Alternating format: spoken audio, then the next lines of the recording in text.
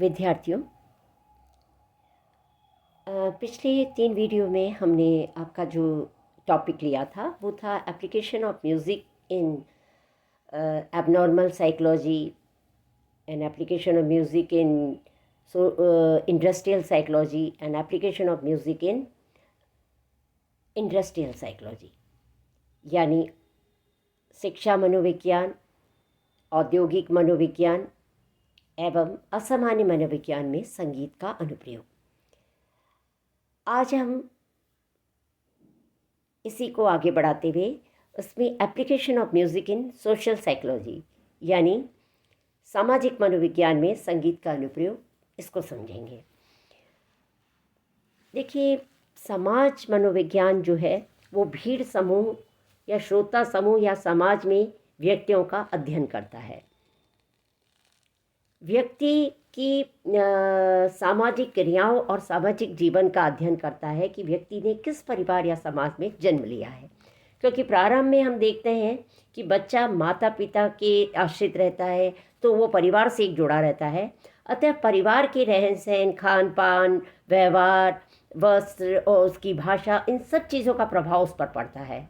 फिर वो जब समाज के संपर्क में आता है तो फिर वो उसके साथ, उसको समाज के साथ उसको अपना सामंजस्य स्थापित करना पड़ता है। तो इस अभियोजन में उसको कई समस्याओं का जो है इस समय उसका सामना करना पड़ता है। अतः समाज मनोविज्ञान जो है वो इन सब चीज़ों का अध्ययन करता है। साथ ही वह यह भी जानने का इसके अंतर्गत प्रयास होता है कि व्यक्ति के लिए समाज का क्या औचित्य है, वह समाज में क्यों रहना चाहता है और समाज के आचरण, रीति रिवाज, संस्कारों, त्योहारों को वो क्यों मानता है, और तथा परस्पर वो व्यक्ति जो है वो एक दूसरे को किस प्रकार प्रभावित करता है। तो इन सब चीज़ों का अध्ययन जो है वो समाज मनोविज्ञान के अंतर्गत किया जाता है। क्योंकि मनुष्य जो है एक सामाजिक प्राणी है, इसलिए व्यक्ति के व्यवहार और समाज में एक गहरा संबंध है। अब समाज मनोविज्ञान जो है वो देखा जाए तो व्यक्ति के विचारों, उसके भावों और उसके कार्यों पर अन्य व्यक्तियों के प्रभावों का अध्ययन है। कि मतलब उसके विचारों भावों को, क्योंकि वो जब समाज से संपर्क एक तरह से जब वो आपस में जब इंटरेक्ट होता है तो उस पर वो सारी चीज़ें जो है वो प्रभाव डालती हैं। इसी कारण ये होता है कि किसी व्यक्ति को अन्य व्यक्तियों के प्रति जो उसकी संवेदनशीलता जो है वो ही उसके व्यवहार को सामाजिक बनाती है। तो इस कारण हम देखते हैं कि समाज मनोविज्ञान में जो है वो व्यक्तियों की उन अनेक समस्याओं को हल करने की चेष्टा करता है जिनका कि वह उस समय सामना करते हैं जबकि वह समाज के साथ प्रतिक्रिया करते हैं। अब इसलिए हमने देखा है कि उसको समाज मनोविज्ञान को अलग अलग जो विद्वानों ने परिभाषित किया है, उसमें क्रय और क्रैफील्ड कहते हैं कि समाज मनोविज्ञान समाज में व्यक्तियों के व्यवहार के प्रत्येक पहलू से संबंधित है। अतः विस्तृत रूप से समाज मनोविज्ञान की परिभाषा समाज में व्यक्ति के व्यवहार के विज्ञान के रूप में की जाती है। तो अकोलकर का कहना है कि समाज मनोविज्ञान व्यक्ति के सामाजिक वातावरण के विशिष्ट संदर्भ में व्यक्ति के मानसिक जीवन और व्यवहार का अध्ययन है। तो इसी तरह से किसी का क्या मतलब, एक तो ये माना गया कि समाज मनोविज्ञान जो है वो समाज के व्यक्ति के व्यवहार का अध्ययन है।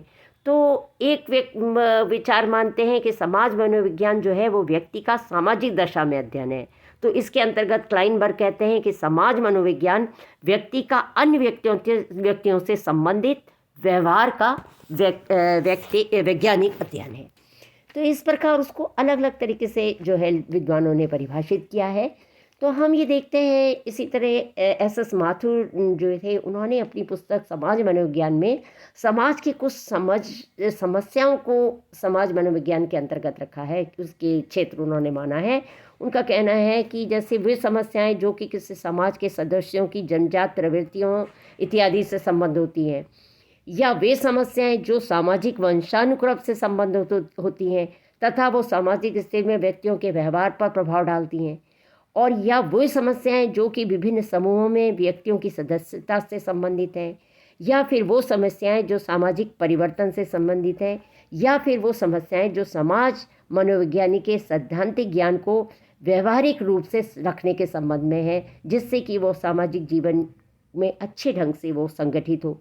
तो इस प्रकार जो है ये सारी समस्याएं जो है, इन सब का अध्ययन जो है वो समाज मनोविज्ञान के अंतर्गत जो है किया जाता है।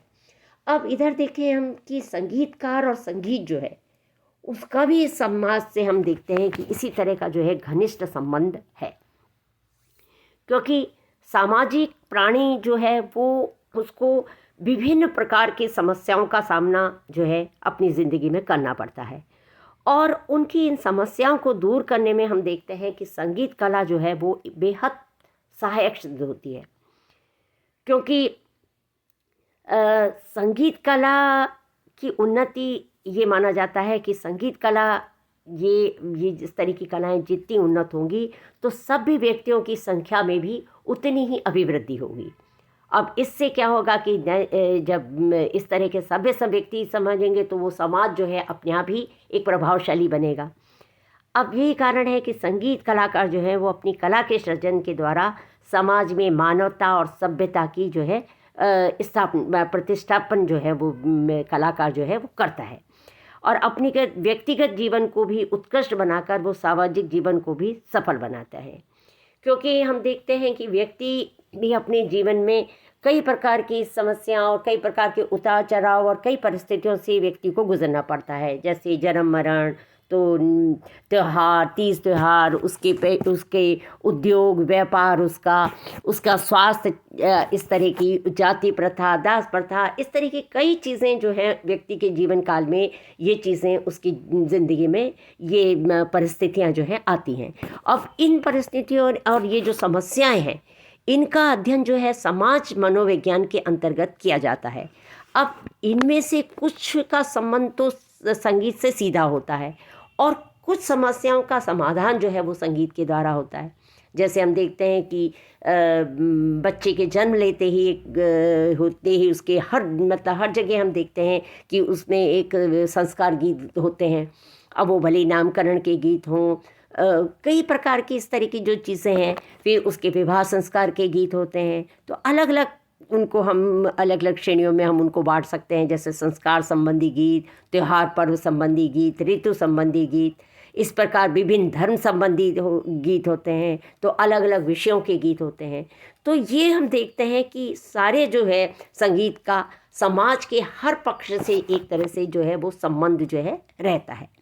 इसी प्रकार समाज में व्यवसाय के रूप में भी संगीत जो है वो सहायक सिद्ध होता है, यानी समाज में के आर्थिक पक्ष को भी प्रबल करने में संगीत सहायक होता है। क्योंकि आज हम देखते हैं कि अच्छे अच्छे कलाकार जो हैं वो अपनी कला के द्वारा अपने उसके प्रदर्शनों के द्वारा समुचित धन का उपार्जन करते हैं। इसी तरह बड़े बड़े कलाकार बड़े बड़े विश्वविद्यालयों में और कहीं बहुत अच्छी जगह नियुक्ति पाकर अपना उच्च वेतन प्राप्त करते हैं, और उसके साथ साथ वो बच्चों को भी संगीत की शिक्षा देते हैं। तो इस तरह से हम देखते हैं कि ये आर्थिक पक्ष जो है उसको का तो विकास होता ही है, साथ ही समाज के नैतिक में जो के व्यक्तियों में नैतिकता के गुण और मानवता के गुणों का भी विकास जो है वो संगीत के द्वारा होता है। इसी तरह से हम देखते हैं कि अनेक कुरीतियाँ और अंधविश्वासों का जो है उनको भी संगीत के माध्यम से दूर किया जा सकता है। और कहने का अब देखते हैं हम समाज में प्राचीन काल से देखते हैं कि एक कुप्रथा जो है वो बहुत प्राचीन काल से चली आ रही है, वो है जाति प्रथा। क्योंकि समाज में ये ऊंच नीच, धनवान निर्धन, छूत अछूत, ये जो है ये कुप्रथाएं जो हैं वो बहुत समय पूर्व से ही व्याप्त हैं। अब इस तरह से इन कुरीतियों को दूर करने और इस भावना को दूर करने में भी हम देखते हैं कि संगीत कला जो है बहुत सहायक सिद्ध होती है। क्योंकि संगीत का जब साधक अपनी साधना के चरम उत्कर्ष पर पहुंचता है तो उसके लिए इस प्रकार का जाति पाति और इस तरह का कोई भेद नहीं रहता, वो इन सब चीज़ों से बिल्कुल एक परे हो जाता है। अब इसी कारण हम देखते हैं कि एक मुस्लिम गायक जो है वो माँ सरस्वती की आराधना करते हैं, तो इसी प्रकार हिंदू गायक वादक जो है वो मुस्लिम शिष्य तैयार करते हैं, तो मुस्लिम जो उस्ताद हैं वो अपने हिंदू शागिर्द बनाते हैं। अब जैसे उस्ताद अलाउद्दीन खां साहब में के जो शिष्यों में पंडित रविशंकर, निखिल बैनर्जी, रॉबिन घोष जैसे संगीतज्ञों का नाम हम ले सकते हैं। तो इस तरह से आप देखें कि संगीत जो है वो इस कुप्रथा को दूर करने में भी सहायक हुआ है, जो कि समाज के लिए बहुत हितकारी है। इसी प्रकार समाज में धर्म को प्रतिष्ठापित करने में भी संगीत का बहुत योगदान रहा है, और संगीत के माध्यम से जो है घृणा, देश आदि इन सब चीज़ों का भी जो है निराकरण होता है। तो कहने का आशय यह है कि समाज में के हर क्षेत्र में संगीत का जो है एक अपना हर क्षेत्र में जो है संगीत का अपना एक संगीत की एक महत्वपूर्ण भूमिका है। और समाज मनोविज्ञान से इस तरह से हम कह सकते हैं कि समाज मनोविज्ञान में या समाज के साथ जो है संगीत जो है वो बहुत उसमें सहायक सिद्ध होता है। Thank you.